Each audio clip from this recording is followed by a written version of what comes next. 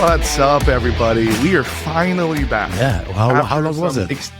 That was like a month. It's been some extended time off. We both had some things come up that we needed to take care of. Look, I take Halloween very seriously. A lot has happened. I take Halloween very seriously. I needed 3 weeks to prepare, and then 1 week to, come down of the high. And now I'm good to be back. That's the thing. Yeah. Well, it's always good to be high. Yeah.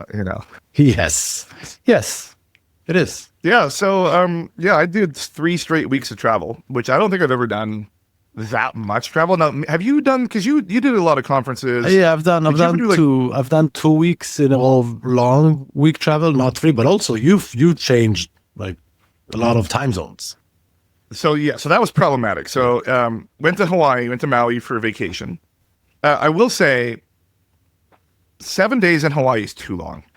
It's too long. Like, I was thinking to go there for like a month. For how I live my life and how I want my life to be lived, I can't just chill. You know what I mean? Like, I'm always have to be doing something. Also, the resort that we stayed at, let's talk about my Maui trip. So, I specifically picked a resort that I'd stayed at before that's not a super nice resort, because we'd be in the pool and then we'd be out doing stuff. So I wanted to do a luau. I wanted to do a boat. I wanted to do 2 beach days was on the agenda. So I didn't really need the resort, and I wanted it to have a kitchen. Mm-hmm. So I stayed at a cheap place. It was pretty cheap, actually. It was like $1,200 or $1,400. It was $1,400 for the upgraded ocean view room for the whole week. That's nothing. It was in Kaanapali. In New York, you get a tent in Central Park for that. It was a big room. It was probably a good 800-900 square feet room. Mm-hmm. Little tiny TVs, like flat screen LCD TVs. Remember those? Yeah. That would look like monitors. Like these 32-inch monitors that I have are bigger than the TVs that were in the room. And they had one mounted up so high next to the ceiling in the bedroom. You're like, oh. Able to bring those small things that you take to the opera, the small binoculars. Exactly. I brought to Godot. Yeah. We'll talk about that a little bit too. I ordered DoorDash groceries when I got there because I didn't want to be carrying a bunch of bags across. I got 2 bags. I'll put a photo up of it, by the way, for $150 with a case of water.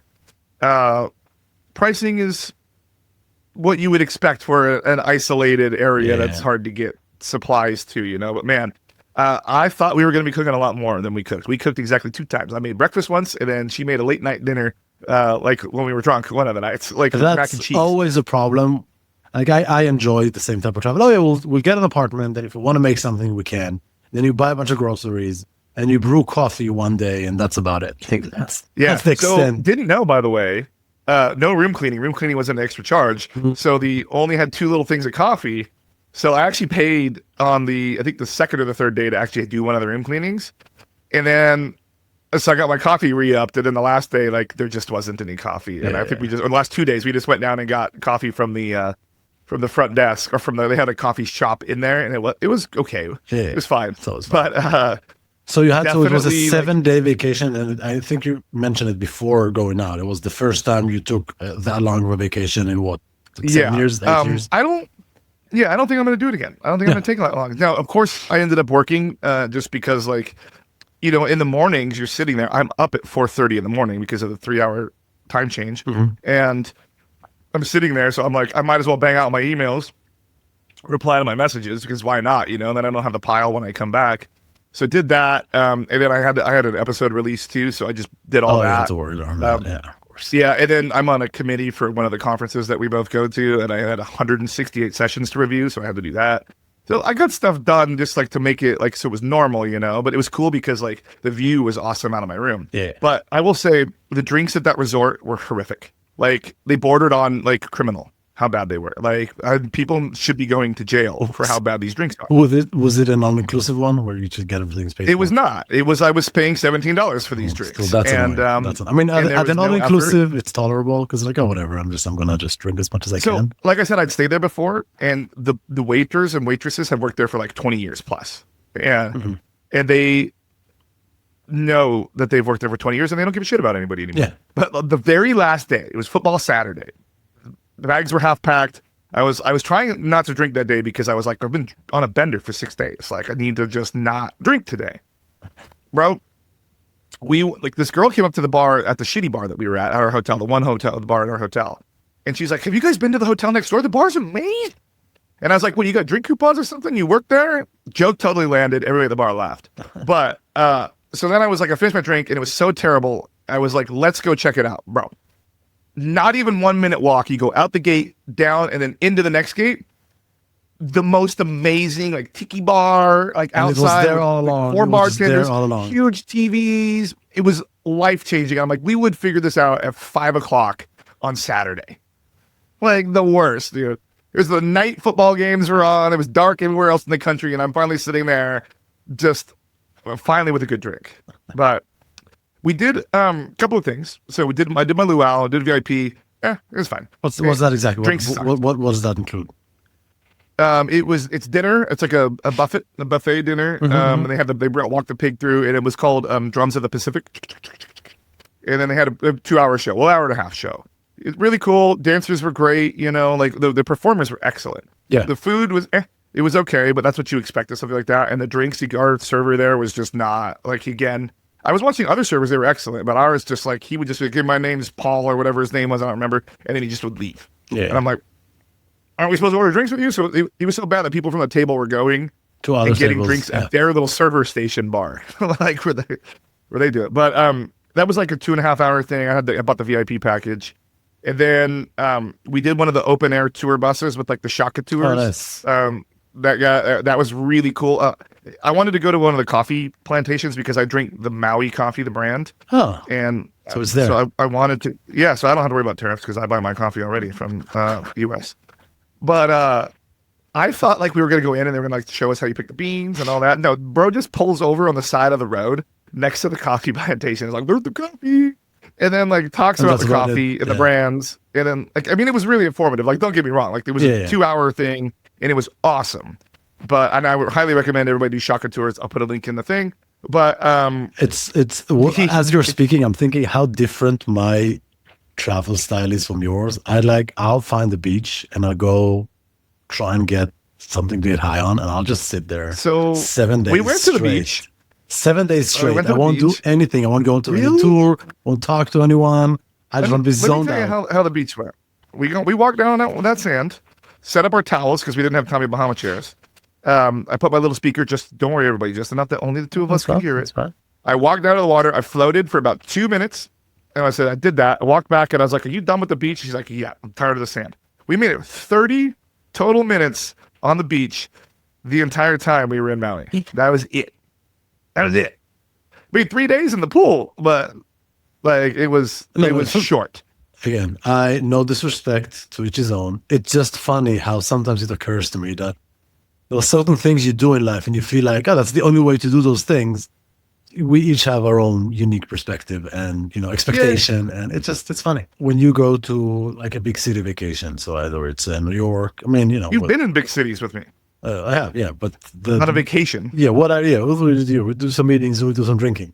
Do you ever go do shopping or like buy new clothes or just walk around in shops or markets? So this shirt, like this Travis Matthews shirt, the Travis Matthews store got me for like $350 at the mall there because I was walking through the Whalers Village on the way to go to our boat thing, and I was like, Travis Matthews store. God, they always do like local for wherever they're at. Awesome. There was one in the hotel in San Antonio when we were there, and I bought the San Antonio shirt too. Yeah, they got me there too. That's good. But that's about the extent of it. Is if I don't seek out shopping. I don't like go to the mall. Yeah. I go there for other purposes. So I like to eat and I like to drink. So let me tell you another story. This is a long one. It was a long trip. I got time. And it's only the first out of 3. You have 3 stories to tell. The 3 trips. That's true. Yeah. The other ones will be shorter. Yeah. So went to Drums of the Pacific, like I said, the luau over at the Hyatt Regency in Kaanapali. Mm-hmm. And I saw that hotel when I was booking this one through the Hilton Vacations because I get my MQDs on that. So it goes towards my medallion status. And I was like, do I want to pay $3,300 for that? After stepping foot in that hotel, yes, I want to spend $3,300 to stay at that. That was a facility, bro. That was amazing. We went there 3 times because it was so nice. I booked the steakhouse there, Sun's Steakhouse, because I wanted a nice, like, fancy steak dinner.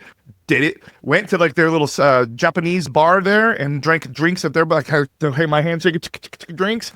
You know the problem is though, if you'd go, I was at the Regency so much they thought I lived there. If you'd book the Regency, then you'd go to the whatever Four Seasons bar, and then say, "Oh, I should have paid $7,000 to be here." You always want more. I mean, not you specific. Maybe you specifically. I do like a Four Seasons. I like a Four Seasons, and I like a Ritz-Carlton. That's the problem. As a human being, and then you'll stare at the Ritz-Carlton and say, "Oh, you know what? I need whatever the fanciest room in Trump Tower, whatever." Four Seasons. I think Four Seasons is the only thing, and that's a little better than a Ritz. And then Four Seasons, you'll find something else to look at. I feel like we always want something better. So, I mean, like at the end of the day, like I did do I only cleaned a room one time. And then on that fourth day after, it was looking like a refugee camp in there and hair all over the floor and towels everywhere. You know, that was a little brutal. But the fit to finish was fine. We got upgraded to first class on the way there, and I knew we would, but there was like not a chance on the way back. And that's a slog of a flight to not be in a bigger seat. Tell you what. So you didn't even get like the premium economy or whatever, the front seats? No, so I don't let it do it. So I had exit rows already booked for us. And it was a 232, it was a 76 old 767, like 29 years old. And I didn't want it to move us around to middle seats in Comfort Plus. I don't like when they do that. So I usually don't allow, so I only allow Delta 360, what they call premium economy, which is traditional first class on domestic flights. And then they have Comfort Plus and then economy. Oh, I see. So, yeah, I mean, it's just too long. And then let's talk about number 2, because then I landed at 10:30. Well, I landed at 9:30, got home about 10:45. I was like, let's talk about number 2. What is this podcast going to go? What do you mean number 2? What kind of number 2? It's been pretty solid. Yeah, a lot of fiber. A lot of fiber. That's good. It's important. Exactly. But so I landed at 9:30 at night, got home at 10:30, 10:45. Thankfully, I'd already pre-packed because I had a 7 a.m. flight to come to your town, to come to your employer that was holding a conference. Which I was not a part of because I had to go visit family in Israel. You had a last-minute change. Yep. Danny did great, by the way. Yeah. So tell me about your New York Totally took us off our script, by the way. Danny had his own opinions of how the questions he wanted to ask. That's his thing. It was... How many times have you been in New York, including this one? That was probably my 4th time in New York. 4th time. And do you feel like when you come, you already understand who's against who? What are the things you like? What are the experiences you're looking for? Is it still you don't have Crips versus Bloods there. It's more racial there than it is here. Is that what you're asking? No, I mean like more as in like, your way around town. There are things you like. Hey, yeah. The next time you're here, you have to go to the traditional mosque. That's kind of... Yeah, so definitely my first time in Tribeca, but not my first time in Soho. And they're kind of the same thing. Also turned right coming out of the hotel on Canal Street, and when I should have turned left. So went up to Chinatown to have drinks for the evening instead of going left into actual Tribeca and having drinks down by like Bubby's. Yeah. Get Bubby's. I love Lower Manhattan. Anywhere Lower Manhattan is like the real New York, like the movies New York in my mind. Like, so found this whiskey. It's literally called Whiskey Saloon, I think. Mm-hmm. Super fun, like locals bar down one of the numbered streets down the side off Canal. The guy that worked there like loved the printer, so like printed out it's so and so's birthday and like would like stick it right by their chair. So the whole place was covered in papers, from today, like right now, it's happening in the bar right now. So you went there, and then what else? I mean, you had the conference the next day, which is boring. Yeah, conference was there. Slept a total of 4 hours, 2 hours each night because time changed. Can't handle a 6-hour swing like that. You know, that's a lot. Just tossed and turned all night, ridiculous. But and then you went to see one of the classic plays of the 20th century. Yeah. Your company was so kind that you bought us. I think there was 30 of us. Probably a section of tickets for the Keanu Reeves and whatever his name is from Bill and Ted. Bill and Ted. Waiting for Godot. Yeah. And Godot. And you had the ambassador's lounge, so we had open bar. The guy was doing a great job. I was hanging out with your CMO. He's awesome.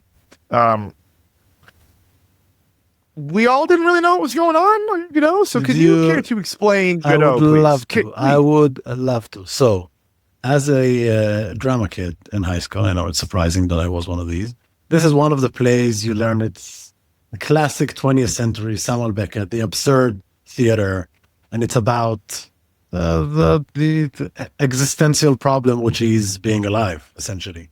What are we doing here? Where are we going? We need to go. No, we have to wait. And it's basically two people. The entire play. I think there are two more people who come in twice during the play. I'm not sure if you stay to see till the end, but there's two people who are talking about nothing and everything, and they keep waiting for something or to happen or someone to come. And it's essentially it's a microcosm of the human experience, I would say. And from that perspective, it's really classic, beautiful play. I've seen it once live in Israel in Hebrew, and I've obviously read it many times. And I think you've read it many times. Yeah. I was so disappointed on the end of the first act that I did go and read. So like I left and went to like this little pub. Yeah. And read the end of it, and we were so happy we left because we would have been so pissed off. No, it's about. I mean, I'm trying to think of a delicate way to say it because I'm not in any pretentious way, but I just think when you want to entertain clients and prospects, and you take them to a Broadway show, you pick a musical, and not an existential play from. So why did you guys pick that? Looking because tickets were available. You're looking at. I think much like you did the knee-jerk reaction. No, it's Keanu. It has to be good. And it is good to people who enjoy that kind of stuff. I mean, I think you have. I mean, I haven't seen it. I don't know. It could have been better if there was a better actor. Not gonna lie. Oh, yeah, you think it wasn't acted the best way? I mean, there's a lot of the guy. So on the first act, when the landowner comes down, Lucky, that guy was amazing. Yeah. That actor was amazing, and the guy that played the slave in the wheelchair, that guy was amazing. Yeah, like both of those guys were fantastic actors. Keanu and the blonde dude, like, not good. It's as an actor, the whole play is about like the choices you make as an actor. There's a lot of freedom there, and if you just feel like you're Keanu and you can wing it, it might not work. I haven't seen it. I don't know, but it's interesting that you did not enjoy it. Yeah. You should go see it. 10 weeks only, baby. Well, I've seen it in Israel probably 20 years ago. You should go see it with Keanu. Yeah. And it was played by two actors who's done a lot of shit together. They did a lot of TV series together. They did a lot of theater together. And their back and forth was so good. And they were such good actors. One of them recently died. It was, as a 15-year-old or 17-year-old, it was amazing. It was one of the best nights in theater that I remember. So I have a warm place in my heart for this play. Again, I do not. You don't take people for cheap New York entertainment. You know what I mean? You just go to Lion King. What people would have enjoyed better, probably. And I think Lion King is great. I like to think I'm a pretty clever and smart person. I just don't get it, man. I just don't. Like, I might not think it's that good anymore. Right? Like, to your point, like when I go to a play, I guess I expect entertainment. Yeah. You know what I mean? I don't expect to have to be having existential, like looking inward situation to come out of there. Like when these things are done right, you don't feel like you're going into like a inward observer, right? So it might have just not been done right. Maybe they were counting. It might have not been done right. Like I'll go see if I can find like somebody acting it out on YouTube or something, and maybe we'll see a little different side of things. But it's a no problem in Broadway when they bring in like big Hollywood hotshots only for their name, and maybe but see that's the thing is like the one that's going with Clooney's like supposed to be amazing. So I've heard. Well, this is it's about. It's a reenactment of his movie, him being the director and the main character. So maybe that's something else. But I don't know. I guess like sometimes I've always separated theater from film, because usually you see theater actors make the film transition, and then you see like the ones come in, and try to have like their big name for a couple of weeks. Yeah. But like I feel like we want people to be. Like, I want theater actors to exist, because I think that's a craft. Oh, like, that's a different than TV acting. And I know if any actor is listening to this, like, I don't want to take from your craft. I think it's great. I love TV. I love acting. It's a different thing. Yeah. It's just like when you're standing up and you have to memorize 2 hours worth of lines, That's different than doing takes. And you need to what I live mean? it like every day, sometimes twice a day. Yeah. And that is why I think we talked about it. I think musical theater is the highest form of art there is, because if you can be believable by stopping whatever you're doing and singing about your emotion, and if you can make that look good, then you're a damn good actor. This is something that, And that's why you see, I think, like, what's his name? The guy that played Kylo Ren, like, right? He was a theater actor first. Adam Driver. Before yeah. he became. Yes. Yeah. And I've seen Hugh Jackman in movies. He's great. I've seen him in The Music Man a couple of years ago on Broadway. He was phenomenal. He can do it. He can play Really? that. Yeah, he's really good at that. Yeah. And maybe Keanu was no offense. The wrong guy. Yeah, I know he's a great dude. Everybody loves him. Matrix. Just be John Wick. Yeah, maybe that's what he's good for. Bro, did I tell you about the most New York thing that ever happened though? When I was at that theater? Were you run down by a taxi driver while eating hot dog and a pretzel or something like that? No. No, it would have been Joe's Pizza. But I do like that I can jaywalk there. It's like an accepted thing. And now you know that it's not only accepted, it's decriminalized completely. Legally. I mean, you're supposed to have pedestrians on the right of way here. When they canceled it being a felony or what misdemeanor. So you just do it. Yeah. So while I'm watching Godot, goodbye.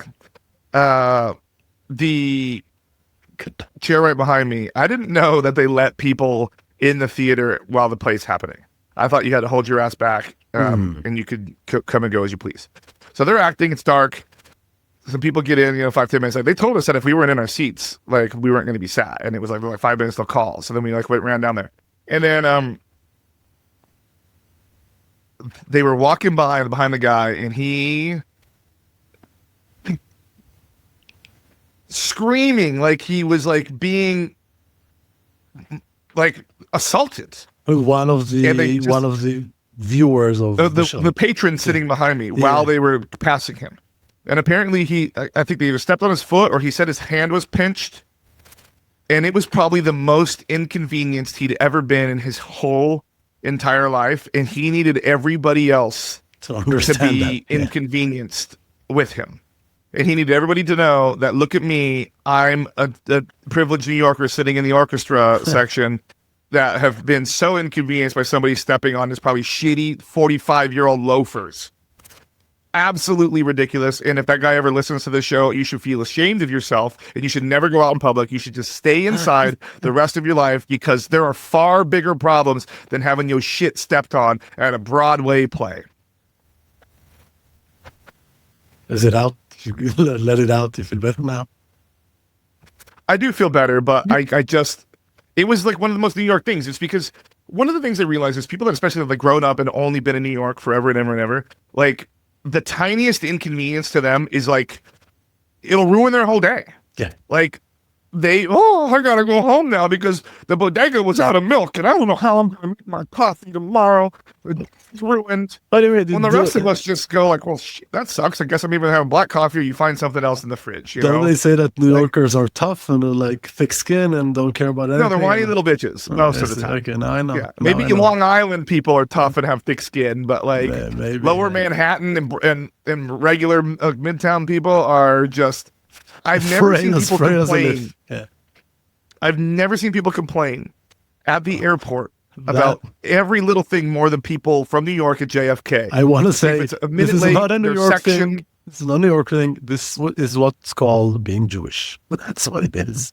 You complain. Now, you said it, not me. Might be a big overlap. I will say most of the time, like the people that I see complaining of, like, especially at the airport, I don't know what they look like, but they don't have the hat. They don't have the thing. Usually they are. Can I pass? Do you think? Would you know? Ladies. I'm one of the, Usually they are middle-aged ladies.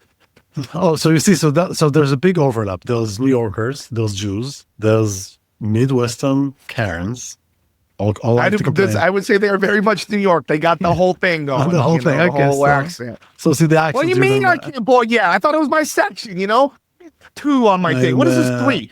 This is being recorded a day after the New York mayoral election, and I am holding back a lot of jokes about how the character of the city is about. Well, Trump's going to arrest him and get him deported. He said so. You just Good luck. Good luck. Yeah, we'll see what happens. I think without saying too much, I think it's beautiful how the one thing politician needs is an extreme politician from the other side, and they thrive. And you see it with 47, with Arno Mayer. Like the only thing that these people live off is just like someone else on the other side, and they're basically the same thing, just on two different sides of the same spectrum. Pardon the usage of the word spectrum here. I mean, definitely the more radical you can push yourself on your own side of the aisle, the more attention you're going to get. And then, basically these days, you go down the ballot, you have your side already, and like, that's just who you're picking. And Donald Trump said one time he could shoot somebody on Fifth Avenue and not lose a single vote. Like, that's probably true because like the people on the R side are only going to pick him. And the people like on the blue side are only going to pick whoever. The question is how many of these no matter if they say they're going to give away all the money or not. Yeah. It's how many of these I mean, honestly, like, I think that the mayor of New York, I don't live there. I think Bandami, I don't think he's going to get all the stuff he wants to get done. I just don't think it's going to be able to happen. But I think he's going to be just fine. And I don't think anybody's going to really notice the quality of life change in any negative or positive way that's meaningful. I seriously don't think politicians of any level has this kind of power on our lives if we choose to not give them that power. And as long as they're being replaced every few years. Look at with the last one, first of all, wasn't he indicted and arrested and then commuted his sentence? Like, wasn't that something that happened with the last mayor? Something like that, yeah. And then the one before that was the one that like had to start putting trash in trash cans and like lowered the rat population, which was super cool. Like that's actually like, there you go. That's something I can get behind. Yeah. I mean, it's all bullshit. And when you're running a city as big as New York, you're anyway kind of a victim of the era of what's happening outside of it, regardless. I think that's what given Mamdani his biggest thing. Whatever. I am not voting. I don't have a horse in the race. I'm not a citizen. I don't really care. Did you try? Because I'm told that you could have voted 5 or 6 times. I could have. Yeah, that's true. I've not tried. That is my civilian L of not trying. But I think as long as politicians are being replaced and you cannot stay in office forever, it doesn't matter. Nothing is too bad. In my personal, humble views, as long as you're replaceable. Because some of those guys, they just hold on to the seat for too long. Not talking about someone specific, but yeah.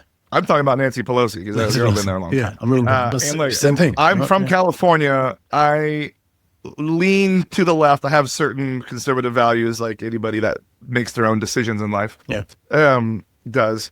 But man, Nancy Pelosi, she should have gone a long time ago. We need some fresh blood in there, man. And she's not doing us any favors when she does what she does. And that's the problem. If you want that type of power, you're already a bad person. That's what I think. Doesn't matter what you represent. If you wanting the power is the problem, and you have to want it to get it. You see what I want power. I know. You're great. I'd vote for you in a heart. But it's there we go. Look at that. Free burritos for everybody. That's my platform. I'm just saying that. By the way, there aren't any good and bads. You had that word. On Canal Street next to the Sheridan that I stayed at. There. Brand new taqueria. Well, it looks brand new because it's too clean and it's New York and there's no way in hell it's not new. Open the same day probably, yeah. Yeah, it's like Los Hermanos, like taqueria. Absolutely amazing. Everybody go there and get a burrito. Their carne asada actually was fantastic. Yeah. Good food in New York. One thing I love about good food in New York. Yeah. There is. So I went to the Roxy, by the way. Awesome.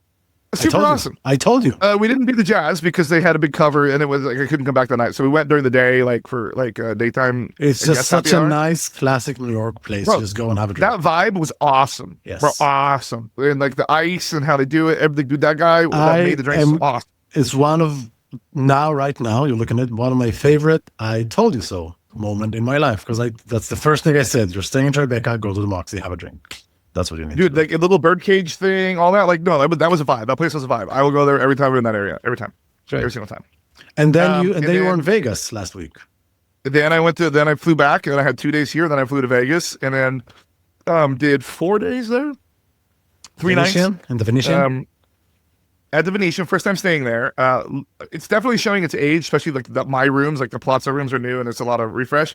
Still like after thinking, like you guys were very generous for putting me up at the Sheraton. I appreciate that. But man, that room was tiny, and to have to go all of a sudden to like it's New York, massive man. room. It's New York. That's, yeah, I know. that's the I mean, the room you guys gave me last year was big by New York standards. Even I was like, oh, this is a big room. But it was still like a quarter of the size of this one at the Venetian, because the Venetian, it's all suites. So it's cool every because time I'm in Vegas, I'm shocked by the room size. It's like every room is built to host a bachelor party, even the small ones. That's and a lot of glass surfaces, a lot of mirrors in there. A lot of like dividers, a lot of yeah, they know what they're doing.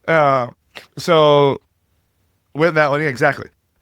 Did that one, and it was a lot of fun. I've never done Money 2020 before. So I was speaking at that one too. So it was like 2 speeches in 2 weeks. And then I also recorded the show. So I had to prep a show. I recorded an episode there. Tried to get a couple more. I love how for someone who's having challenges speaking publicly about his day job, you somehow put anywhere, which I love it about you. It's great. Well, no, so I did all my speaking engagements under the podcast.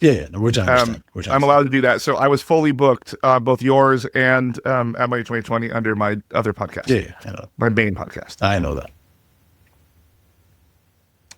That's how you do it. It's perfect. Yeah, and that was it was mostly dinners and drinks there. There wasn't a whole lot of conference there. That was your more Money 2020 is a conference Vegas. MRC is a conference Vegas. So you're planning on doing like twice a year Vegas trip is kind of your game. Yeah, I'm gonna do Money 2020 next year. Probably on a press pass. If I don't get booked to do speaking engagement. Also, they have these things called like the Money Pods there, and they're like little podcast studios that they drop in on the show floor. And like you can record in them a guest you want, and then people can listen while you're doing it through like the silent disco headphones. Oh yeah. So I'm gonna try and get the other show booked into one of those next year and do that, because I think that'd be cool. And then I definitely want to, like, the Venetian's expensive. Like that room was very expensive to stay at. Have you watched the studio, the new Apple Plus Seth Rogen show? I have not, because it was annoying me at the beginning, because it was just the the very first episode. It's very annoying, and it's like that every single episode, because that's the thing. But the last episode, or the 2 last episodes, are in the Venetian, and I enjoy them very much. But yes, it's like a hectic vibe of everything is happening at the same time. They're all stressed. They're all super vile people, and it's just all happening, and I enjoy it very much. I think it's a good show. You know how there's been a lot of press about Vegas tourism down because of pricing. I noticed it 2 years ago. The pricing was pretty egregious at the Aria, and in some of the other places on the Strip, like Cosmo and all that. Definitely still happening. And I was sitting at the sports book when the Dodgers were and the Blue Jays did that game that went to 18 innings. And I was there earlier in the evening. And people from the Midwest on their big trip there definitely were shocked when they would order a drink and the bartender would ask them for like $28, $30, because they thought they were getting like a $12 drink. Something's got to give in Vegas at some point, because it's the first time I've been there where most of the restaurants were empty. Even if it's dying, and it's gonna take a good 10, 15 years before it becomes completely irrelevant. It's the first time I got into every single restaurant, including Toca Madera, without a reservation. Well, I had a private party there later, but we walked in there and went to the bar and got seated, no problem. That's always a place you have to have a reservation. Sushi Roku, not a single problem. The beer place for during Sunday football, not a problem. And then one of my favorite bars is a ski lodge at the Cosmo, not a problem. Also Alibi at the Aria, usually the middle there, that one. Again, walk in, sit down at the table, no problem. And those are places that usually you can't do that. Yeah. And even my breakfast place, I ate at the Grand Lux Cafe 2 of the days. Not a problem. Not a problem getting a table for myself. So let me ask you this. You were there last week of October. Do you think that has something to do with it? Yeah, it was. Because during the winter, I'm there once a year in March for MRC. Walking down the street was very busy. So I just don't think people are going out to the high-end restaurants anymore. I think they're doing other things. That definitely makes sense. Yeah. Makes sense. It's becoming like a sports city, right? They're like buying all the teams. Or there's something that's wait, who happening. is? Well, I mean, well, they have like the Raiders, and then they're getting the A's, which Yeah. I mean, those are two trash teams. I mean, nobody travels to go see the A's. People travel to see the Raiders. The Raiders, I travel know, well. yeah. But and then they have the Golden thought Knights, I which now it's heard an expansion team. an Uber driver last time told me that they think like the big managers of Vegas are trying to make it like a sports town, so they're trying to get some more teams and make it like an interesting. I think that would have been a really good idea if sports betting hadn't been legalized more widely. But I think they might have missed because you can bet on it almost, you can't do it in California, but almost any other state you can sports bet on teams, and you couldn't do that before, so you'd have to go there. In New Jersey, you can. In New York, you can. So people take the path, they bet, they come back, because you have to be in like physically in New Jersey, even though it's ridiculous. Yeah, there was actually one of the companies in our industry pioneered that technology to like geofence all that. But it's a lot easier now that everybody has GPS on their phone and every app asks for permissions. And then you can play around with it with sure you can. We don't need to tell everybody that this isn't that show. No, but it's impossible. The geofences mechanisms, yes. So, what about you, man? You've been doing some traveling too. You want to talk about it? I wasn't sure. I mean, I've done some travel to Israel. I had a medical emergency in my family, so I had to go there. And ever since I moved here, I went down there every 18 months or so, because that's like how it makes sense. And then this past month, I was there twice for a week each time. So definitely, I was a little surprised that you came back for like 2 days. Yeah. I mean, so I was supposed to come back for longer, but then I had to go back earlier. And very intense experience, spending time with the family around, like in the hospital and stuff like that. But as they say in French, c'est la vie, man. This is life, and sometimes just you have to deal with things that you didn't think you have to deal with. How has it been seeing your family? Has it been good seeing your family? Like, despite the circumstances? The circumstances are shitty, but it was good. It's to me, it feels like a huge reminder of how awesome my family is. We're a lot of siblings. My mom, who's sick, has a lot of siblings, and I just got to see everyone. And whenever I go there, it's almost impossible to actually see everyone. But these visits, again, given the circumstance, made it like one of those trips back in time. And it's the first time I've been there without my wife and my kids. So it was very, very intense. Oh, it's a long solo flight, man. I've done that flight. That is a long solo flight, and did it 4 times in like 12 days. Was crazy. Because that's what, 12 hours from you, right? It's I think it's 10 and a half hours away there, and then 11:50 the way back. Are you flying to Ben Gurion? Yeah, you have to. I mean, for an international. Yeah, I didn't know if there's an airport there. I don't know how big that place is. There are 3 more essentially, but mostly for domestic. There are some smaller airports that go to like to Cyprus and Greece now from Haifa. But everything was cool flying in, and no problems with any of that? It was, I have to say, having traveled so much in the past few years, I've had a lot of miles. So I paid, for the first trip, I paid nothing. It was all covered by miles. And then second trip, I paid like a reduced price and levered some miles as well. And I always get economy. And in United, how it works is you just get to pick whatever seat you want and you just get access to economy class because I'm whatever gold status. So I just had access. You get that 1K, baby. Yeah, well, get that 1K.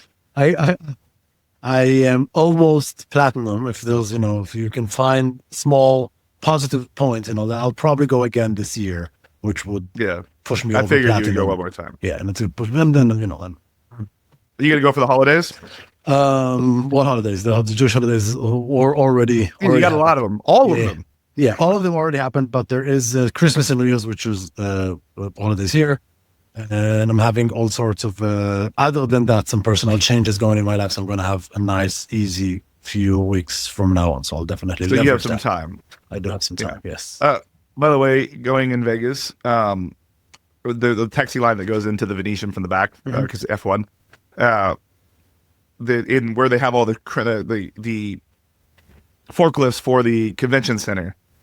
The biggest menorah I've ever seen in my life was like hanging over this fence. And I was like, Jesus, that's a big menorah. And the guy's like, the cab driver was like a regular guy. He's like, yeah, dude. He's like, I've driven down this every day. I've never seen that before. It was massive. I'm sure they're putting it like somewhere, like one of the atriums. I probably am the only one who knows this. Said, Jesus, what a big menorah. I don't think these two words often go together. I said it unironically. But good times. I mean, yeah, that's a lot. So I will say, because I tried to get you to come when you were heading out to kind of swing by, because I was in the United Terminal. It was a decision of a split of a second, and I just knew to like take a bit. Yeah, it's a flight you don't want to be late to, right? So yeah, I could imagine. I know how the New Yorkers are them late flights. Yeah. But I didn't know that terminal was redone and nice. Terminal A is a masterpiece in what an airport should be looking like. I have bro. Probably only Portland's probably better than that. The food was even excellent. Like I ate at the little pizza place there. You feel like you're in a mall. Amazing. And I also really enjoy that they just take a picture of your face. So when you board the plane, you don't have this like, oh, show me your boarding pass and increase the lighting. Do that? You just go there, takes a picture. It broke on ours, so we had to scan our pass classic style because they had the two lines and it broke, and then they just had to bust out the scanners. That broke. So I'm always group 1, so for me, always working, and then I don't care what's happening with the rest. I was group 3, and I didn't know that was the worst group that you could ever be in. I mean, it's you. They make you feel special, but by the time they get to 3, they just go with 4 and 5 right after, and you never have. I had to gate check my bag both times because and I purposely packed a carry-on for that short flight. Especially the cross-country flight. It's a line I think a lot of people fly in. There's a lot of 1K member, a lot of global entry. By the time you go to group 1, you're already flight is half full, typically. Yeah, so. It was. I didn't expect that because I don't fly United. But also, I didn't have any status on that. And I flew a 737 because I flew out of Orange County too, so I didn't get a big plane all the way across, which I get out of LAX. So I flew a small plane. And then your company was very nice because you booked me into a bulkhead, thinking it was like I appreciate that because I'm a big guy. Yeah. But then there was like the TVs or the little TVs or the pull-out ones, and then it was. But I think having full legroom is worth it. Except for when I have my bag and then I can't put it up top because that shit's already full, and then it's a whole thing. Yeah. But also, I will say, your guys' cab vouchers, you ended them at 1 a.m. the morning we were all leaving. Oh, nice. So I had to pay for my own cab. So that's fine. Yeah, it's fine. It is what it is. That's how you do it. It's the small stuff that makes the company profitable. Yeah. They should have done 1 a.m. the next day. But it's okay. You have my promise to not mention it to anyone, and I would not take. I left Godot at intermission, so I'll write that off because it cost you guys some money on the tickets. Nice. But I will say your CMO left too, so I got to follow his lead. What it did is his. Yeah. Well, I think we should wrap up there because we're going a little long. We recapped. So everybody, I hope you enjoyed recapping our travels. It's been fun, and I've missed it, Jordan. I'm looking forward to probably next week when we'll do it again. We'll be back. We'll try and get more in a regular cadence. Maybe even I could find a time when you're over there. We could fire it up, and you could have like the Sea of Galilee or whatever the hell's over there behind you. You know, we can do that. Is that over there? The Sea of Galilee is.